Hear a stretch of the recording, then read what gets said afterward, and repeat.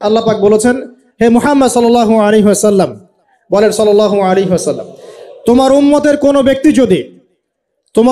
কোনো ব্যক্তি যদি আসমান জমিনের সমান গুনাহ নিয়ে আমার সামনে দাঁড়ায়, আসমান জমিন সমান গুনাহ নিয়ে আমার সামনে দাঁড়ায়, কিন্তু আমার সাথে শিরকের পাপ নাই, আমার সাথে কোনো শিরকের পাপ করে নাই, ইনশাআল্লাহ আমি আল্লাহ তার সামনে আসমান জমিন সমান ক্ষমা নিয়ে হাজির হব ইনশাআল্লাহ। তার মানে আমরা যদি ইনশাআল্লাহ তাআলা শিরকের পাপ থেকে দূরে থাকতে পারি, ইনশাআল্লাহ আশা করা যায় আমরা আল্লাহর সন্তুষ্টি পাবো ইনশাআল্লাহ। এরপর আল্লাহ রাব্বুল আলামিন কি করলেন? আল্লাহ রাব্বুল আলামিন পুরো মহাবিশ্ব সৃষ্টি করে সব দায়িত্ব ভাগ করে দিলেন। ভাগ করে দেওয়ার পরে আল্লাহ পাক জান্নাত জাহান্নাম সৃষ্টি করেছেন কিনা? আচ্ছা, জান্নাত এবং জাহান্নাম কার কার জন্য সৃষ্টি করেছেন বলেন?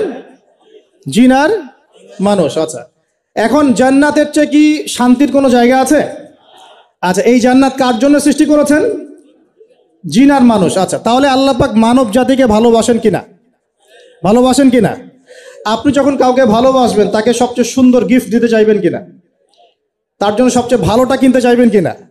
আল্লাহ পাক জান্নাত তৈরি করেছেন কাদের জন্য? আমাদের জন্য। তার মানে আল্লাহ পাক আমাদেরকে ভালোবাসেন কিনা? অবশ্যই বাসেন। আল্লাহ রাব্বুল আলামিন জাহান্নামও তো সৃষ্টি করেছেন। এখন যদি বলি যে তাহলে আল্লাহ পাক কি আমাদেরকে ভালোবাসেন না, জাহান্নামে কিভাবে দিবেন? উত্তরটা কি হবে তাহলে? উত্তর হচ্ছে এই যে যদি আল্লাহ না করুক কোনো ব্যক্তি জাহান্নামে যায়, তাহলে বুঝতে হবে সেই ব্যক্তি জাহান্নামে যাওয়ার যোগ্য ছিল বলেই জাহান্নামে গিয়েছে। কথা কি বুঝতে পারছেন? আর যদি কোনো ব্যক্তি জান্নাতে যায়, তাহলে বুঝতে হবে সেই ব্যক্তির উপর আল্লাহ পাক দয়া করেছেন বলেই সে জান্নাতে গিয়েছে।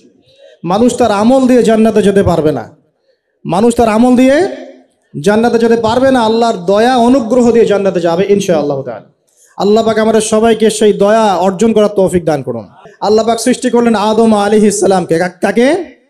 এর আগে আল্লাহ পাক জিন জাতি সৃষ্টি করেছেন, আমি ওইদিকে যাচ্ছি না, আমি মানুষের কথা বলছি। আদম আলাইহিস সালামকে আল্লাহ পাক কেমন করে সৃষ্টি করেছেন? আল্লাহ পাক সূরা সাদের মধ্যে বলেছেন যে খলাকতু বিয়াদাই, আমি আদমকে আমার হাত দিয়ে সৃষ্টি করেছি। কি দিয়ে? হাত দিয়ে। এটা কি ভালোবাসার বহিঃপ্রকাশ নয়? আল্লাহ পাক কি আমাদেরকে ভালোবাসেন না? ভালোবাসেন। আচ্ছা, এই দুনিয়াতে যত কিছু আছে, এই দুনিয়ার আকাশ বাতাস নদী নালা পানি অক্সিজেন সবকিছু কার জন্য সৃষ্টি করা হয়েছে? গরু ছাগলদের জন্য, মানুষের জন্য? মূল দায়িত্ব কার? মূল অধিকার কার? মানুষের নয় কি? তাহলে এই পুরো বিষয়গুলো কি আল্লাহ পাকের ভালোবাসার বহিঃপ্রকাশ নয়?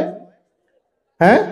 আচ্ছা, এবার আসেন, আল্লাহ পাক আদম আলাইহিস সালামকে সৃষ্টি করে সমস্ত নাম শিক্ষা দিয়েছেন। এই যে নাম শিখানো মানে জ্ঞান শিখানো, এই জ্ঞান শিখানোটা কি আল্লাহর দয়া ভালোবাসা নিদর্শন নয়? একটু ধরায় দিচ্ছি আপনাদেরকে। এবার সামনে আসেন, আল্লাহ পাক ফেরেশতাদের সামনে তাকে উপস্থাপন করলেন, করে বললেন সব ফেরেশতা তোমরা যারা আছো সেজদা করো আদমকে। এই যে আমাদের পিতাকে সম্মানিত করা হচ্ছে, এটা কি ভালোবাসার বহিঃপ্রকাশ নয়? এবার আমাদের পিতাকে সম্মানিত করা হলো, ইবলিস সেজদা করলো না, সে কিয়াস করলো, বাতিল কিয়াস যুক্তি দিল আমি তার চেয়ে শ্রেষ্ঠ ইত্যাদি। আল্লাহ পাক ইবলিসকে অভিশপ্ত করলেন, আমাদের পিতা তাকে জান্নাতে রাখলেন। এই যে জান্নাতে রাখলেন, এটা কি আল্লাহ পাকের ভালোবাসা নয়? এবার আল্লাহ পাক আদম আলাইহিস সালামের পাঁজর থেকে সৃষ্টি করলেন তার স্ত্রী হাওয়া আলাইহিস সালামকে। ওই যে শুরুতে বলেছি, স্রষ্টা একা থাকতে পারলেও সৃষ্টি কি পারবে? এই জন্য আদম আলাইহিস সালামের পাঁজর থেকে তার স্ত্রীকে সৃষ্টি করা হয়েছে, উভয়ের মাঝখানে ভালোবাসা দিয়ে দেওয়া হয়েছে। বলেন সুবহানাল্লাহ। এই জেনা ভালোবাসা নিদর্শন নয়, বিয়ে শাদী হচ্ছে ভালোবাসার নিদর্শন। আল্লাহ পাক বলেছেন সূরা রুমের মধ্যে, ওয়াজআলা বাইনাহুমা মাওয়াজ্জাতা ওয়া রাহমা, আমি আল্লাহ স্বামী স্ত্রীর মধ্যে ভালোবাসা এবং হৃদ্যতা সৃষ্টি করে দিয়েছি। বলেন সুবহানাল্লাহ। তার মানে এই হারাম সম্পর্ক যেটা দেখছেন, এটা হলো একটা জেনার পথ। আর যখন আমরা হালালভাবে বিয়ে শাদী করবেন, আপনারা করবেন, তখন দেখবেন আল্লাহ পাকের পক্ষ থেকে ভালোবাসা সৃষ্টি হয়ে যাবে ইনশাআল্লাহ তাআলা। অতএব ওয়াদা করতে পারি তো আল্লাহর কাছে, নিজের চরিত্রকে পবিত্র রাখবো ইনশাআল্লাহ, হারাম কোনো সম্পর্কে যাব না ইনশাআল্লাহ, কোনো সহি প্রেমেও যাব না ইনশাআল্লাহ। এটা সহি প্রেম আবার কি জিনিস?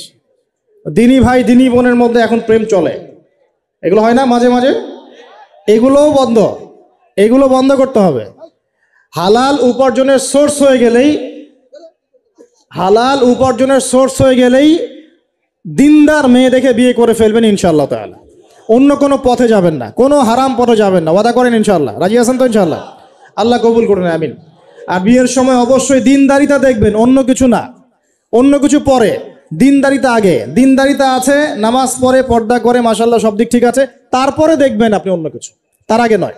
কথা ঠিক আছে? একইভাবে মেয়েদের ক্ষেত্রেও, যে আগে দেখবেন না ছেলে কত বড় চাকরি করে, ছেলের কত বড় বাড়ি আছে, গাড়ি আছে, এটা পরে।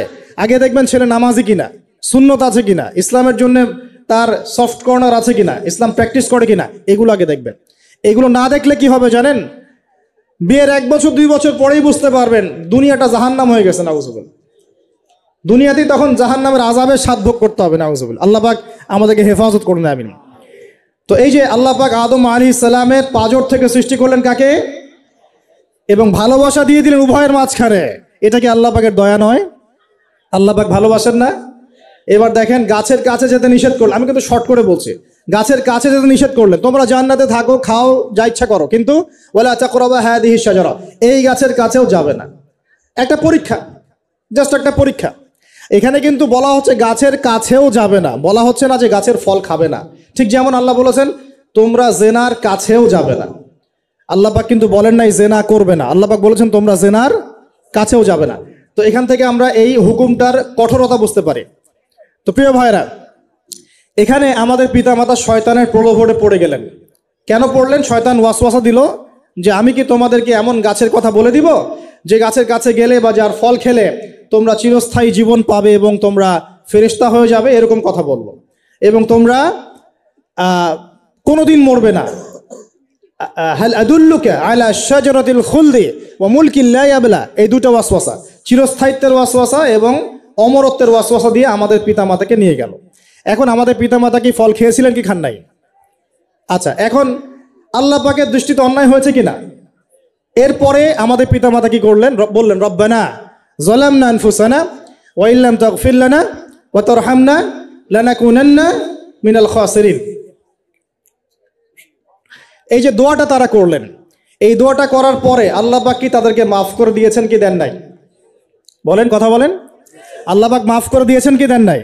এই যে অন্যায় করার পরেও আল্লাহ যে ক্ষমা করে দেন, মানে গুনাহ করার পরেও যে আদম সন্তানকে আল্লাহ পাক মাফ করে দেন, এটা কি আল্লাহ পাকের রহমত, দয়া কি নয়? আচ্ছা, এটা আল্লাহ পাকের নিদর্শন ছিল ভালোবাসার। এরপর আল্লাহ পাক দুনিয়াতে পাঠিয়ে দিলেন, কারণ এটা পরীক্ষা। দুনিয়াটা পরীক্ষার জায়গা, পরীক্ষা দিচ্ছি আমরা এখানে। এখন পরীক্ষা ক্ষেত্রে কি আল্লাহ পাক আমাদেরকে একা ছেড়ে দিয়েছেন? আল্লাহ পাক কি আমাদেরকে একা ছেড়ে দিয়েছেন? না। আল্লাহ পাক দুনিয়াতে পাঠিয়ে আমাদেরকে গাইডলাইন দিয়েছেন কিনা, কিভাবে চলতে হবে, কি করা যাবে, কি করা যাবে না, কিভাবে চলবো, কিভাবে চলবো না। আল্লাহ পাক কি ওহী নাজিল করেছেন কিনা? এই ওহী নাজিল করাটা কি আল্লাহ পাকের রহমত কিনা, আল্লাহ পাকের দয়া কিনা, ভালোবাসা কিনা? আল্লাহ পাক কি একা ছেড়ে দিয়েছেন না নবী রসুল পাঠিয়েছেন? এই যে নবী রসুলদেরকে পাঠিয়েছেন, এই নবী রসুলগণ কি আল্লাহর পক্ষ থেকে রহমত কিনা? বলেন। না হলে আমরা কি করতাম? দুনিয়াতে কেমন করে চলতাম, কিভাবে পথ খুঁজে পাইতাম, কেমন করে ইবাদত করতাম, আমরা কি জানতে পারতাম? আল্লাহ পাক রহম করে, ভালোবেসে, দয়া করে নবী রসুল পাঠিয়েছেন, আসমানি কিতাব পাঠিয়েছেন। বলেন সুবহানাল্লাহ। এখন এই নবীদের সিলসিলায় আল্লাহ পাক যে সর্বশেষ নবী মুহাম্মদ সাল্লাল্লাহু আলাইহি ওয়াসাল্লামকে পাঠিয়েছেন, এইটা দয়া কিনা? এটা আল্লাহ পাকের দয়া নয়? আল্লাহ পাকের রহমত নয়? আল্লাহ পাক কি বলেন নাই যে তিনি হচ্ছেন রাহমাতুল লিল আলামিন, তিনি পুরো বিশ্ব জগতের রহমত নয় কি? আচ্ছা, এখন আমাদেরকে যে আল্লাহ পাক নবী মুহাম্মদ সাল্লাল্লাহু আলাইহি ওয়াসাল্লামের উম্মত বানালেন, এটা কি আরো বড় রহমত কিনা? বলেন তো। জান্নাতে যাবে 120 কাতার মানুষ। কত কাতার? 120 কাতার মানুষ ইন টোটাল জান্নাতে যাবে। তার মধ্যে উম্মতে মুহাম্মাদের কত কাতার জানেন? 80 কাতার। কত কাতার? বলেন সুবহানাল্লাহ। তাহলে এটা কি আল্লাহ পাকের দয়া নয়? আল্লাহ আমাদেরকে ভালোবাসেন না? আচ্ছা, আল্লাহ পাক যে আমাদের কাছে তাওরাত, জাবুর, ইনজিল না পাঠিয়ে আল কোরআনের মতো কিতাব পাঠিয়েছেন, যে কিতাবে সমস্ত সমাধান আছে, এটা আল্লাহ পাকের রহমত, দয়া নয়, ভালোবাসা নয়? আচ্ছা, এখন আল্লাহ পাক দুনিয়াতে চলার জন্য আমাদেরকে জীবন দিয়েছেন, হায়াত দিয়েছেন, সুস্থতা দিয়েছেন, পরিবার দিয়েছেন, আমাদের ব্যবসা বাণিজ্য দিয়েছেন, আমাদের স্ত্রী সন্তান দিয়েছেন, আমাদেরকে চলাফেরা করার ক্ষমতা দিয়েছেন। একটা চোখ নষ্ট হয়ে গেলে বুঝতে পারে মানুষ যে কত কষ্ট হচ্ছে, একটা পা না থাকলে বুঝতে পারে কত কষ্ট হচ্ছে। এই করোনার সময় যারা শ্বাস নিতে পারে নাই, তাদের কত কষ্ট হয়েছে। সুস্থ আছি, সুন্দর আছি, পরিবার আছে, আল্লাহ রিজিক দিচ্ছেন, 3 বেলা খাওয়াচ্ছেন, কাপড় দিচ্ছেন, শিক্ষার ব্যবস্থা করছেন, ইবাদত করার সুযোগ দিচ্ছেন, গুনাহ করলেও আবার মাফ করে দিচ্ছেন। এই সব কিছু কি আল্লাহ পাকের ভালোবাসা নয়? এই ভালোবাসাগুলো কি নিঃস্বার্থ ভালোবাসা না স্বার্থ